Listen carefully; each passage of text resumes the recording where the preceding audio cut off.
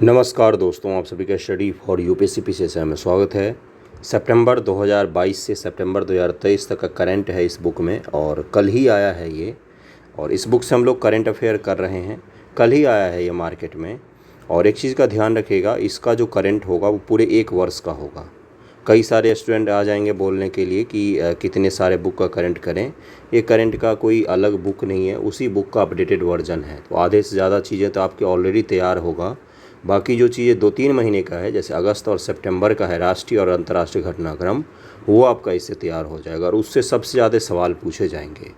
जनवरी से सितंबर तक का जो सेक्शन होगा उसी से सबसे ज़्यादा सवाल आते हैं। तो इसको शुरू करते हैं। और इस वीडियो में आपको राष्ट्रीय घटनाक्रम करवा देता हूँ पिछले 2-3 महीनों का, जिससे अगर वहाँ से आते हैं सवाल तो वो आप कर ले जाएंगे। फिर इसका हम लोग MCQ वगैरह भी कर लेंगे। ओके, क्या है पहला, सितंबर 2023 से शुरू करते हैं। देखिए क्या लिखा हुआ है, थोड़ा सा ब्लर है, किसी बच्चे ने इंस्टाग्राम बोल रहा हूँ, टेलीग्राम पर भेजा था PDF, वहीं से मैं करवा रहा हूँ आपको। ओके, क्या है पहला कि 1 सितंबर 2023 से केंद्र सरकार ने GST बिलों में वृद्धि के लिए मेरा बिल मेरा अधिकार योजना को शुरू किया है। मेरा बिल मेरा अधिकार योजना किससे संबंधित है? तो GST बिलों में वृद्धि के लिए है। इस योजना के जरिए सिर्फ 200 रुपये की खरीदारी करके 1 करोड़ रुपये तक के कैश प्राइज़ जीतने का मौका मिलेगा। लेकिन 1 करोड़ जीतने के लिए 200 रुपये खर्च करने पड़ेंगे। और कितने लोग 200 रुपये खर्च करेंगे? तो करोड़ों लोग खर्च करेंगे। तो इसको बोलते हैं योजना। हाल ही में सार्वजनिक उद्यम विभाग ने राष्ट्रीय केमिकल्स एंड फर्टिलाइजर्स को नवरत्न का दर्जा दिया गया है। देखिए, नवरत्न, महारत्न, मिनी रत्न, ये अलग अलग दर्जे होते हैं। इनके बारे में आपको पढ़ना चाहिए। जैसे महारत्न कंपनियों की बात करें तो भेल, गेल, सेल, ONGC, कोल इंडिया लिमिटेड, ये सभी महारत्न में आता है। फिर आता है नवरत्न, फिर आता है आपका मिनी रत्न। तो ओके, अगला है भारतीय पुरातत्व सर्वेक्षण विभाग ने नई दिल्ली में एडॉप्ट ए हेरिटेज 2.0 प्रोग्राम की शुरुआत की है। इसका उद्देश्य भारत की सांस्कृतिक धरोहरों का संरक्षण करना है।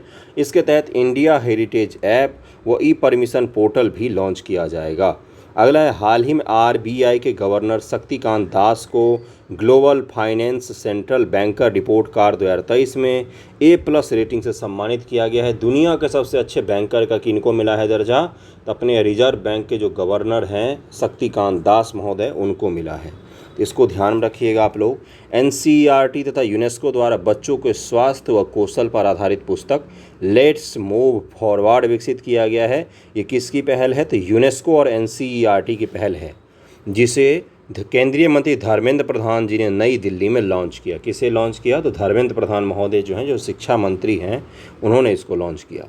केंद्रीय मत्स्य पालन, पशुपालन व डेयरी मंत्रालय द्वारा तमिलनाडु के कन्याकुमारी जिले में थेंगापट्टनम फिशिंग हार्बर में सागर परिक्रमा के 8वें चरण की शुरुआत की गई। सागर परिक्रमा के 8वें चरण की शुरुआत किस राज्य से हुई है? तो तमिलनाडु से हुई है। तमिलनाडु में कहाँ से हुई है? थेंगापट्टनम फिशिंग हार्बर से शुरू किया गया है। उसके बाद है कि राष्ट्रपति द्रौपदी मुर्मू द्वारा छत्तीसगढ़ के रायपुर में राज्य स्तरीय कार्यक्रम सकारात्मक परिवर्तन वर्ष की शुरुआत की गई। सकारात्मक परिवर्तन वर्ष की शुरुआत की गई।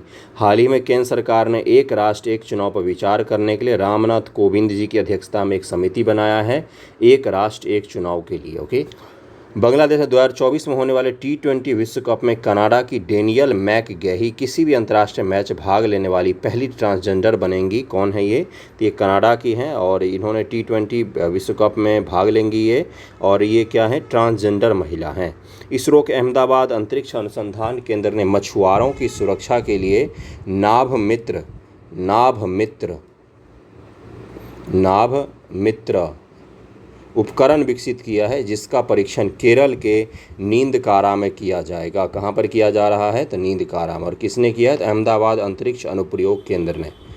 त्रिपुरा सरकार ने ग्रामीण इलाकों में महिलाओं के लिए पिंक शौचालय निर्माण करने की घोषणा की है। पिंक शौचालय किसका उद्देश्य है? तो ये त्रिपुरा गवर्नमेंट का है। केंद्रीय मंत्री पीयूष गोयल ने कोयम्बटूर, तमिलनाडु में स्वास्थ्य मंत्रालय के पहले वित्त मंत्री षणमुखम चेट्टी की प्रतिमा का अनावरण किया। ये षणमुखम चेट्टी जी कौन है? तो स्वतंत्र भारत के पहले वित्त मंत्री थे। पहला बजट भी इन्होंने ही पेश किया था। स्वतंत्र भारत के पहले वित्त मंत्री षणमुखम चेट्टी महोदय। तो इनका प्रतिमा का अनावरण कहाँ पर किया गया है? तो कोयम्बटूर, तमिलनाडु में किया गया है। अगला है आपका, हाल ही में संयुक्त जैव विविधता ने कवक के महत्व को उजागर करने के लिए फंगा अभियान को शुरुआत की है। फंगस से फंगा को याद रखिएगा। फंगा अभियान की शुरुआत क्यों किया गया है? तो कवक के जागरूकता के लिए इसका शुरुआत किया गया है। संयुक्त राष्ट्र जैव विविधता द्वारा शुरुआत किया गया है। केंद्रीय शिक्षा, कौशल विकास और उद्यमिता मंत्री ने नई दिल्ली में एनसीईआरटी के 63वें स्थापना दिवस पर एनसीईआरटी को डीम्ड टू बी यूनिवर्सिटी का दर्जा दिया है। किसने दिया है? तो केंद्रीय शिक्षा और कौशल विकास मंत्रालय ने डीम्ड टू बी यूनिवर्सिटी का दर्जा दिया गया एनसीईआरटी को। अगला है कि हाल ही में असम राज्य के सबसे लंबे 2.63 किलोमीटर नीलांचल फ्लाईओवर का उद्घाटन किया गया। कौन सा? तो असम में किया गया नीलांचल फ्लाईओवर का। जल शक्ति मंत्रालय के जल संसाधन, नदी विकास और गंगा संरक्षण विभाग ने लघु सिंचाई परियोजना पर छठी गणना रिपोर्ट जारी की है। इस रिपोर्ट के अनुसार 21.93 मिलियन भूजल व 1.21 मिलियन 5.2% सतही जल की योजनाएं हैं ये ध्यान में रखिएगा आप, इसका इम्पॉर्टेंट है आपके लिए। अगस्त 2023 से संबंधित अब कुछ फैक्ट हैं उसको भी देखिएगा। जल शक्ति मंत्रालय के जल संसाधन, नदी विकास और गंगा संरक्षण विभाग ने लघु सिंचाई योजनाओं पर छठी गणना रिपोर्ट जारी की है। इस रिपोर्ट के अनुसार 21.93 मिलियन 94.8% भूजल, 1.21 मिलियन 5.2% सतही जल योजनाएं हैं। कानून मंत्री अर्जुन राम मेघवाल ने 25 अगस्त 2023 को नई दिल्ली में न्याय तक पहुंच सुनिश्चित करने के लिए टेली लॉ और न्याय बंधु ऐप को एकीकृत करने वाला टेली लॉ 2.0 को लॉन्च कर दिया है। टेली लॉ 2.0 किसको किसको इंटीग्रेट किया गया है? तो टेली लॉ और न्याय बंधु जो ऐप था, इन दोनों को जोड़कर टेली लॉ 2.0 को लॉन्च किया गया। इससे आम नागरिक एकल पंजीकरण और टेली लॉ के एक प्रवेश द्वार के माध्यम से कानूनी सलाह, कानूनी सहायता, कानूनी प्रतिनिधित्व तक पहुंच प्राप्त कर सकेंगे। टेली लॉ 2.0 को लॉन्च किया गया है। स्टेट ऑफ इंडियाज़ बर्ड नामक रिपोर्ट के अनुसार पिछले 7 वर्षों में 359 प्रजातियों में हुए परिवर्तन के मूल्यांकन के दौरान 40% गिरावट दर्ज की गई। भारत में पिछले 30 वर्षों में 338 प्रजातियों के पक्षियों की संख्या में बदलावों पर अध्ययन किया गया है, जिनमें से 60% प्रजातियों की तादाद में गिरावट देखी गई है। ये किसका है? तो स्टेट ऑफ इंडियाज़ बर्ड नामक रिपोर्ट जारी किया गया है, जिसमें पिछले 7 वर्षों के पक्षियों का अध्ययन किया गया है। पुणे स्थित college of military engineering CME हाल ही में 5 मेगावाट सौर ऊर्जा के कार्यान्वयन के माध्यम से भारत का पहला कार्बन नेगेटिव गैरीसन बन गया। गैरीसन का क्या तात्पर्य होता है? छावनी को ही गैरीसन कहा जाता है। जहाँ पर सेना रहती है शांति काल में, उसी को क्या कहा जाता है? गैरीसन कहा जाता है। तो पुणे का जो गैरीसन है वो क्या बन गया है? तो वो कार्बन निगेटिव बन गया। जितना कार्बन का उत्सर्जन करता है वो उससे ज़्यादा कार्बन का सोख लेता है वो गैरीसन, इस तरह से बनाया गया है उसको। तो ये आपका पुणे का पहला मिलिट्री इंजीनियरिंग कॉलेज जो है उसके नाम है, तो इसको ज़रूर ध्यान रखिएगा, इम्पॉर्टेंट है ये। केंद्रीय विज्ञान प्रौद्योगिकी राज्य मंत्री डॉक्टर जितेंद्र सिंह ने central mechanical engineering research institute Durgapur द्वारा विकसित पहला स्वदेशी tractor CSIR prime ET11 launch किया है। ओके, अगला है आपका कि राष्ट्रीय स्वास्थ्य प्राधिकरण ने माइक्रोसाइट्स के पहले के तहत मिजोरम की राजधानी पहला Ayushman Bharat digital mission microsite को लॉन्च किया है। केंद्रीय प्रदूषण नियंत्रण बोर्ड द्वारा जारी स्वच्छ वायु सर्वेक्षण 2023 में 10 लाख से अधिक आबादी वाले शहरों की श्रेणी में इंदौर ने फिर से शीर्ष स्थान हासिल किया है। 2023 का रैंकिंग भी जारी हो गया और पहले स्थान पर कौन है? स्वच्छ वायु में इंदौर है टॉप पर। स्वच्छता में भी टॉप पर रहता है, वायु में भी स्वच्छ पर है। कौन सा? तो 10 लाख से अधिक आबादी वाले शहरों में इंदौर टॉप पर है। 15 अगस्त 2023 को भारत ने अपना 77वां स्वतंत्रता दिवस मनाया। इस वर्ष की विशेष थीम थी राष्ट्र प्रथम सदैव प्रथम, नेशन फर्स्ट ऑलवेज फर्स्ट। ठीक है भाई, यही था इस बार का 15 अगस्त का थीम। आज़ादी के अमृत महोत्सव के तत्वाधान में केंद्रीय पशुपालन और डेयरी मंत्री श्री पुरुषोत्तम रूपाला ने गुजरात में बांझपन शिविर के साथ हेल्प पशुधन उत्पादन के स्वास्थ्य और विस्तार के लिए मान्यता प्राप्त एजेंट कार्यक्रम का अनावरण किया। एनिमल हेल्प, ए से क्या है? एनिमल है, हेल्प का मतलब तो आप जानते ही होंगे। ये इसका अनावरण कहाँ पर किया गया? तो गुजरात में किया गया है। Very important. 9 अगस्त को केरल विधानसभा ने सर्वसम्मति से एक प्रस्ताव पारित कर केंद्र सरकार से आधिकारिक तौर पर राज्य का नाम केरल से बदलकर केरलम करने का आग्रह किया है। लेकिन राज्य सरकार केवल प्रस्ताव पारित कर सकती, अंतिम काम किसका है? ये तो संसद का है। संसद आधे से अधिक सदस्यों के बहुमत से, आधे से अधिक सदस्यों का जो सामान्य बहुमत होता है उसके द्वारा किसी भी राज्य का नाम बदल सकती है। लेकिन संसद जो है वो राज्य का प्रस्ताव माने या ना माने, ये संसद की मर्जी है। मेरी मर्जी इस टाइप का है। संसद माने या ना माने ये उसका मन है। ओके, भारतीय रिजर्व बैंक के गवर्नर शक्तिकांत दास ने वेब पोर्टल उद्गम उद्गम लावारिस जमा सूचना तक पहुंच का प्रवेश लॉन्च किया। इसके द्वारा लोगों का विभिन्न बैंकों में उनकी लावारिस जमा या खातों खोजने में मदद मिलेगा। ये क्या है उद्गम भाई? लावारिस जमा का तात्पर्य है, मान लीजिए आप बहुत अमीर हैं, आपने किसी बैंक में कितना रुपया जमा किया और भूल गए आप।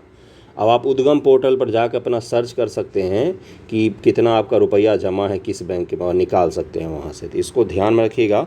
लोकसभा अध्यक्ष ओम बिरला ने उदयपुर में राष्ट्रीय संसदीय संघ के 9वें भारतीय क्षेत्र सम्मेलन का उद्घाटन किया है। हाल ही में कैबिनेट ने सार्वजनिक निजी भागीदारी PPP मॉडल पर 10,000 ई बसों द्वारा सिटी बस संचालन को बढ़ाने के लिए PM ई बस सेवा को मंजूरी दी है। गोवा मुफ्त इन विट्रो फर्टिलाइजेशन IVF की उपचार करने वाला पहला भारतीय राज्य बन गया है। गोवा मुफ्त IVF उपचार की शुरुआत करने वाला पहला राज्य है। IVF जो होता है इन विट्रो फर्टिलाइजेशन, ये मुफ्त में हो सकता है गोवा में। ओके, प्री IVPF सुविधा के लिए मुख्यमंत्री प्रमोद सावंत ने गोवा मेडिकल कॉलेज बम्बोलिम में सहायक प्रजनन तकनीक ART और अंतर गर्भाशयी गर्भापान IUI के साथ इस सुविधा का शुभारंभ किया है। फ्लड वॉच मोबाइल ऐप केंद्रीय जल आयोग ने लॉन्च किया। फ्लड वॉच बाढ़ प्रभावित क्षेत्रों में लोग 7 दिन तक वास्तविक समय बाढ़ की स्थिति जानकारी और पूर्वानुमान प्रदान करना है। ये फ्लड वॉच क्या है, देखता रहेगा बाढ़ आता है कि नहीं, और वास्तविक रियल जो इन्फॉर्मेशन रियल टाइम में होता है वो प्रोवाइड करवा देगा। ओके, तमिलनाडु सरकार रेसिंग प्रमोशन प्राइवेट लिमिटेड ने चेन्नई में 3.5 किलोमीटर नाइट स्ट्रीट सर्किट का शुभारंभ किया है। इस पर रात्रि में दौड़ आयोजित की जाएगी। यह भारत और दक्षिण एशिया का पहला स्ट्रीट सर्किट बन जाएगा जो रात्रि दौड़ की मेजबानी करेगा। कहाँ पर है ये? तो ये चेन्नई में है। ओके, भारत के 77वें गणतंत्र दिवस पर भारतीय सेना ने जम्मू कश्मीर के नियंत्रण रेखा पर आखिरी गांव दन्ना गांव में भगत ब्रिज का उद्घाटन किया। भगत ब्रिज का उद्घाटन कहाँ पर किया गया है? जम्मू कश्मीर में किया गया है। कब किया गया है? 15 अगस्त को किया गया है।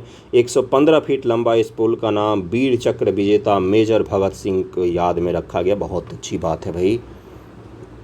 मिस वर्ल्ड 2023 किसने PDF बनाया है इसका? इतना ब्लर है PDF। मिस वर्ल्ड 2023 8 सितंबर 2023 को भारत के श्रीनगर में कश्मीर इंटरनेशनल कन्वेंशन सेंटर में आयोजित किया जाएगा। कश्मीर में मिस वर्ल्ड का प्रतियोगिता आयोजित होगा। आप इमेजिन कर सकते हैं, ये चीज़ अच्छी बात है भाई, क्यों नहीं आयोजित हो? कश्मीर भी तो बाकी राज्यों को जैसे डेवलप करे। अगला है, केंद्रीय ग्रामीण विकास पंचायती राज मंत्री गिरिराज सिंह ने नई दिल्ली में आयोजित एक समारोह में मंत्रालय की वार्षिक क्षमता निर्माण योजना का शुभारंभ किया। यह योजना एक व्यापक रणनीतिक दस्तावेज है। इसे लोगों के कौशल विकास और सुधार में सहायता के लिए तैयार किया गया है। इसको ध्यान में रख सकते हैं आप। अगला क्या है भाई? इलेक्ट्रॉनिक और सूचना प्रौद्योगिकी मंत्रालय के सचिव श्री अलकेश कुमार शर्मा ने केरल के मेकर विलेज कोच्चि में ग्राफीन अरोरा कार्यक्रम का उद्घाटन किया। इस कार्यक्रम का लक्ष्य ग्राफीन प्रौद्योगिकी के नवाचार और व्यवसायीकरण को बढ़ावा देना है। केरल में शुरू किया गया है। NCERT ने कक्षा 3 से 12 तक के पाठ्यक्रम और पाठ्य पुस्तकों को अंतिम रूप देने के लिए NIEPA के चांसलर महेंद्र चंद्र पंत की अध्यक्षता में एक 19 सदस्यीय समिति गठन किया है। महेंद्र चंद्र पंत समिति किस चीज़ से संबंधित है? तो ये बच्चों के जो पाठ्यक्रम होंगे 3 से 12वीं तक के, उनके सुधार के लिए बनाया गया है इसको। इन्फोसिस फाउंडेशन के चेयरपर्सन सुधा मूर्ति, मशहूर गायक शंकर महादेवन और प्रधानमंत्री का आर्थिक सलाहकार परिषद के अध्यक्ष विवेक देबरॉय NCERT गठित 19 सदस्यीय समिति में शामिल हैं। ये सभी लोग शामिल हैं। विश्व स्वास्थ्य संगठन WHO और भारत सरकार के आयुष मंत्रालय ने 17 से 18 अगस्त को गुजरात के गांधीनगर में पारंपरिक चिकित्सा पर वैश्विक शिखर सम्मेलन का आयोजन किया। इस तरह यह पहला शिखर सम्मेलन होगा। Delhi metro rail corporation DMRC ने यात्रियों को सड़क पर मोटर वाहन इस्तेमाल करने के बजाय मेट्रो की सवारी का विकल्प चुनने से कार्बन उत्सर्जन में कमी लाने में उनके योगदान को बताने के लिए कार्बन लाइट मेट्रो टेबल नाम से पहल शुरू की है कि भाई साहब कार और बाइक लेके मत घूमो, मेट्रो की सेवा इतनी सस्ती और इतनी बेहतरीन सेवा है दिल्ली में, उसका यूज कर लो। कार मोटर बाइक क्यों यूज़ करते हो? क्यों धूल खाते हुए जाते हो आप लोग और प्रदूषण भी फैलाते हो? इसके लिए कौन सा शुरू किया? कार्बन लाइट मेट्रो टेबल एक पहल को शुरू किया है। केंद्रीय शिक्षा कौशल विकास उद्यमिता मंत्री श्री धर्मेंद्र प्रधान तथा केंद्रीय विदेश मंत्री डॉक्टर S जयशंकर ने संयुक्त रूप से 3 अगस्त 2023 को study in India portal launch किया। इसके जरिए अंतर्राष्ट्रीय छात्र छात्राओं को देश के शिक्षण संस्थानों में दाखिलों से जुड़ी हर जानकारी उपलब्ध हो पाएगी। स्टडी इन इंडिया पोर्टल किन के लिए है? तो जो इंटरनेशनल स्टूडेंट्स हैं, जो बाहर के देशों के स्टूडेंट हैं, अगर वो भारत में पढ़ना चाहते हैं तो उनको सभी जानकारी इस एक ऐप के थ्रू मिल जाएगा, इस पोर्टल के थ्रू मिल जाएगा, study in India portal. Okay. पूर्व भारतीय क्रिकेटर सचिन तेंदुलकर को भारतीय चुनाव आयोग ने मतदाता जागरूकता और शिक्षा अभियान के लिए अगले 3 वर्षों के लिए अपना नेशनल आइकॉन बनाया है। सचिन तेंदुलकर महोदय जी को अगले 3 वर्षों के लिए नेशनल आइकॉन बनाया गया है। G20 ऑर्केस्ट्रा, जिसमें G20 सदस्य के देश और आमंत्रित देशों के 101 संगीतकार और गायक ने भारत के बनारस में सुर वसुधा नामक अपने प्रदर्शन दर्शकों को मंत्रमुग्ध कर दिया। आई डोंट नो, मंत्रमुग्ध किया होगा, चलिए अच्छी बात है। गोवा ने पुरुषों के लिए दुनिया की सबसे बड़ी और सबसे प्रतिष्ठित राष्ट्रीय प्रतियोगिता रूबरू मिस्टर इंडिया प्रतियोगिता की मेज़बानी की है। पुरुषों के लिए सबसे बड़ी और सबसे प्रतिष्ठित राष्ट्रीय प्रतियोगिता कौन सी होती है? तो रूबरू मिस्टर इंडिया प्रतियोगिता होता है। देखिए, भाग लीजिए आप लोग भी। देश का पहला AI स्कूल सातंगिरी विद्या भवन केरल की राजधानी तिरुवनंतपुरम में खोला गया है। पूर्व राष्ट्रपति रामनाथ कोविंद ने 22 अगस्त को तिरुवनंतपुरम के सातिंगगिरी विद्या भवन में AI आर्टिफिशियल इंटेलिजेंस स्कूल का उद्घाटन किया। देश का पहला AI स्कूल कहाँ पर खोला गया है? तो केरल के राजधानी तिरुवनंतपुरम में खोला गया है। इसको ज़रूर ध्यान में रखिएगा। महाराष्ट्र सरकार ने टाटा ग्रुप के मानद चेयरमैन रतन टाटा को राज्य के पहले उद्योग रत्न पुरस्कार से सम्मानित किया गया है। महाराष्ट्र सरकार ने उद्योग रत्न पुरस्कार शुरू किया है, जिसका पहला पुरस्कार रतन टाटा जी को दिया गया। Well deserving. महाराष्ट्र सरकार ने इस साल से प्रतिष्ठित उद्योग रत्न पुरस्कार शुरू करने का फैसला लिया है। मुंबई में हुई मिस दिवा प्रतियोगिता में श्वेता शारदा ने मिस दिवा यूनिवर्स 2023 का खिताब जीता।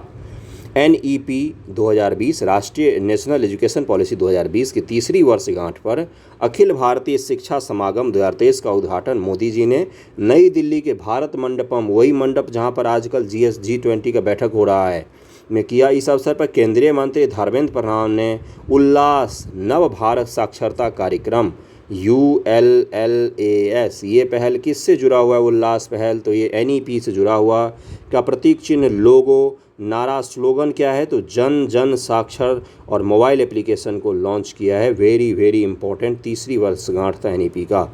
उत्तर प्रदेश कैबिनेट ने 1 अगस्त 2023 को उत्तर प्रदेश जल पर्यटन और साहसिक खेल नीति 2023 को मंजूरी दी। इसका उद्देश्य राज्य को पानी पर्यटन और एडवेंचर स्पोर्ट स्थल बनाना है।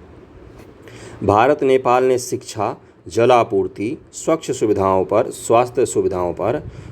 सुविधाओं पर आधारित 4 समझौता ज्ञापन पर हस्ताक्षर किया। भारत और नेपाल ने अन्य पिछड़ा वर्ग OBC के उपवर्गीकरण के लिए गठित रोहिणी आयोग ने अपनी 31 जुलाई 2023 को राष्ट्रपति द्रौपदी मुर्मू को रिपोर्ट सौंप दी है। रोहिणी आयोग का गठन अक्टूबर 2017 में किया गया था। OBC से कुछ जातियों को हटाया जाएगा, कुछ जातियों को शामिल किया जाएगा, कुछ जातियों को अधिक आरक्षण दिया जाएगा OBC में, क्योंकि OBC में बहुत सारी जातियाँ हैं, लगभग में 2000 से ज़्यादा जातियाँ हैं, लेकिन सभी को आरक्षण का बेनिफिट सही से नहीं मिल पाया है।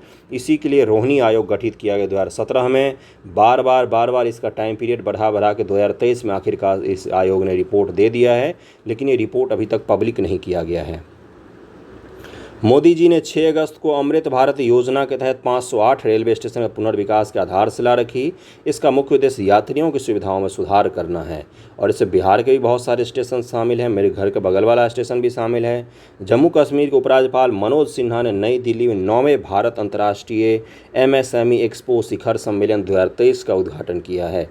महाराष्ट्र के सभी सरकारी अस्पतालों मुफ्त इलाज व अन्य स्वास्थ्य सेवाएं उपलब्ध कराने का निर्णय राज्य मंत्रिमंडल ने लिया है। इस योजना के तहत राज्य सरकार द्वारा संचालित 2418 अस्पताल और चिकित्सा केंद्रों पर मुफ्त सुविधाएं उपलब्ध होंगी। संचार मंत्रालय के तहत दूरसंचार विभाग 7 अगस्त से भारत इंटरनेट उत्सव मना रहा है। कब से मना रहा है संचार मंत्रालय? तो 7 अगस्त से। इस उत्सव का उद्देश्य लोगों के जीवन में इंटरनेट द्वारा लाए गए परिवर्तन के बारे में विभिन्न सशक्त वास्तविक जीवन की कहानियों को साझा करना है।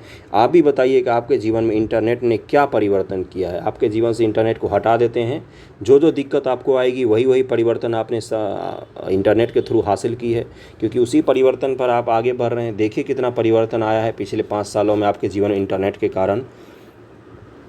पर्यटन मंत्रालय ने टिकाऊ और जिम्मेदार पर्यटन स्थलों को विकसित करने के उद्देश्य स्वदेश दर्शन 2.0 के तहत उत्तर प्रदेश में प्रयागराज व नैमिषारण्य को विकास स्थलों की पहचान की है।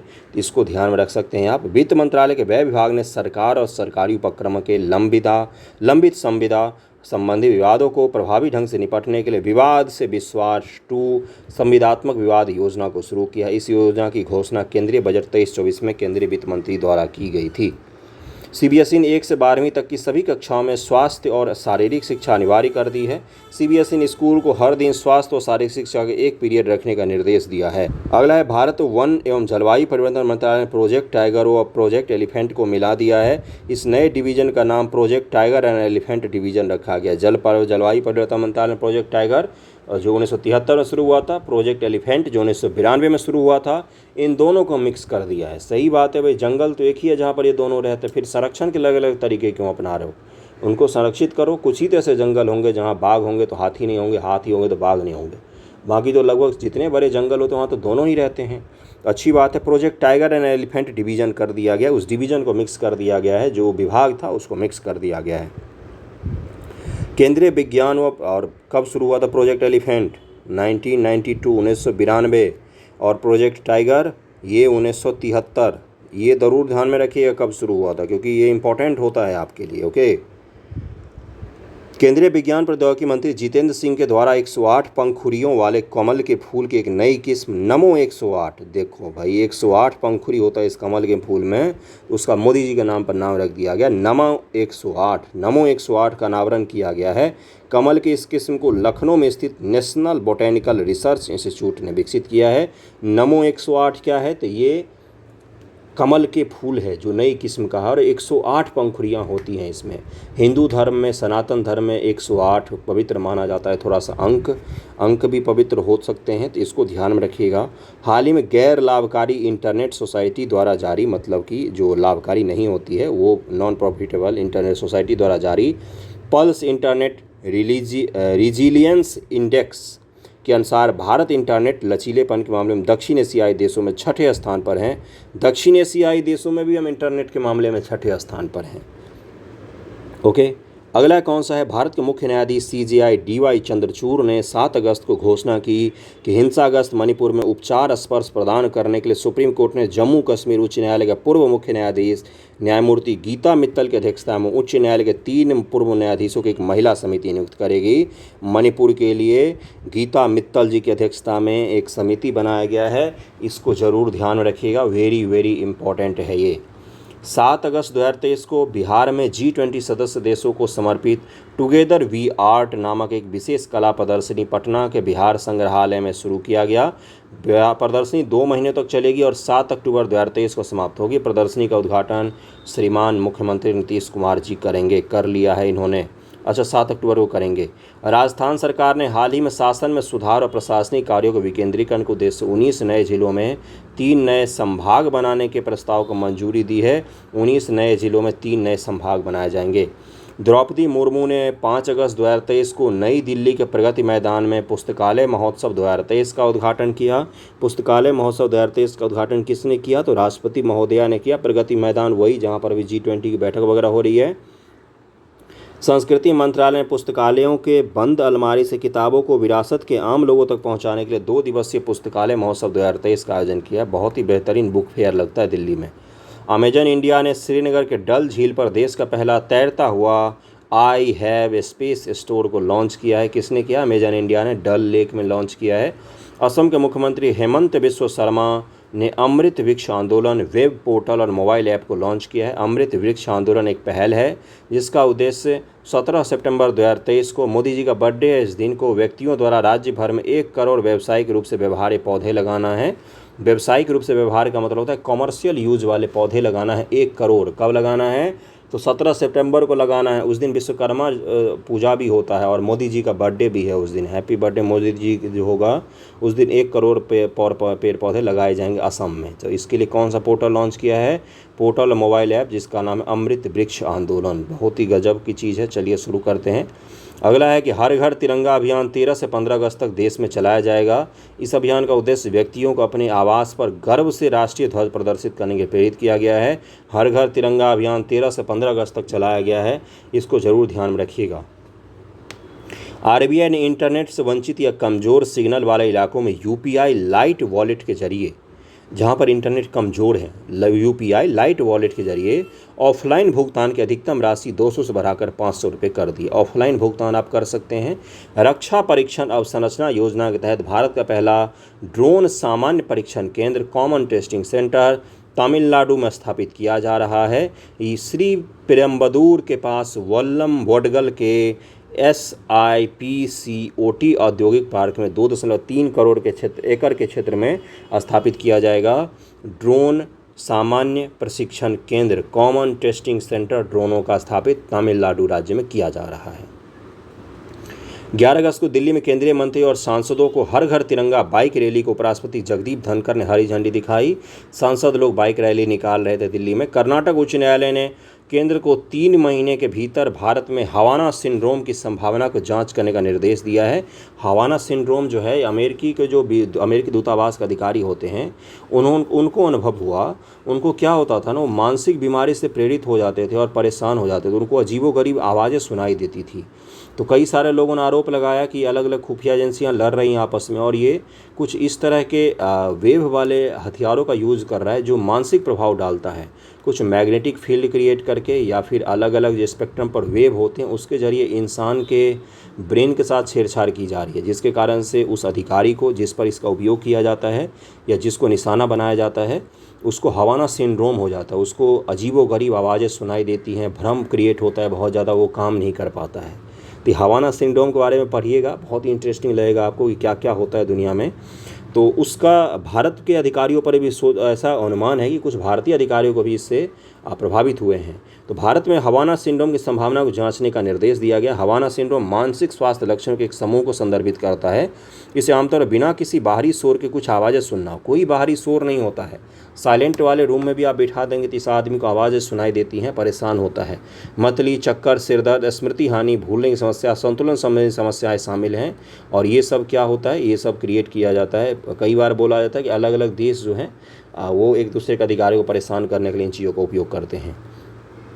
CBI अकेडमी इंटरपोल ग्लोबल अकादमी नेटवर्क की 10वीं सदस्य बना है। इंटरपोल को अगर भारत में कोई ऑपरेशन करना होता, इंटरपोल का मतलब होता है इंटरनेशनल पुलिस, एक संस्था है। इसको अगर भारत में कोई ऑपरेशन करना होता तो किससे सहयोग लेती है, तो CBI से लेती है। CBI के हेडक्वार्टर कहाँ है, तो गाजियाबाद में है। राष्ट्रपति द्रौपदी मुर्मू ने भोपाल में भारत के लोक और जनजातीय अभिव्यक्तियों के राष्ट्रीय महोत्सव उत्कर्ष व अंतर्राष्ट्रीय साहित्य महोत्सव 19 का उद्घाटन किया। 19 का उद्घाटन भोपाल में हुआ था। डेली न्यूज़पेपर मैंने पढ़ाया था, अभी तो रोक दिया है मैंने, PT के बाद फिर से शुरू हो जाएगा, चिंता मत कीजिए। तेलंगाना के उद्योग व IT मंत्री KT रामाराव ने हैदराबाद में भारत का पहला कृषि डेटा एक्सचेंज लॉन्च किया है। हैदराबाद में रेलवे का new Amravati station Maharashtra Bhusawal division का पहला स्टेशन और मध्य रेलवे का तीसरा पिंक स्टेशन बन गया है। पिंक स्टेशन एक ऐसा स्टेशन पूरी तरह से महिला कर्मचारियों द्वारा प्रबंधित होता है। ओके।